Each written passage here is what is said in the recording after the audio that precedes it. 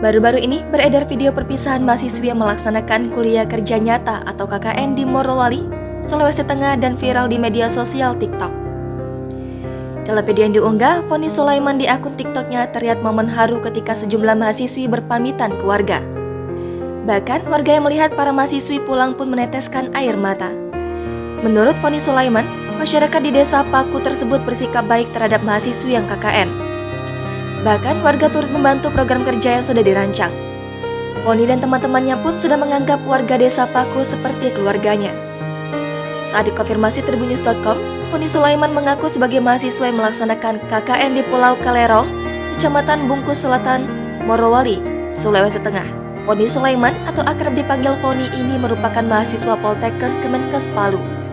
Ia bersama 12 temannya menjalankan KKN selama 20 hari. Meski waktunya singkat, Foni menyebut warga di desa Paku itu dinilai baik hati.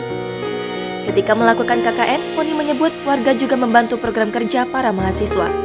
Dalam pelaksanaannya, Foni mengatakan KKN mereka berjalan lancar.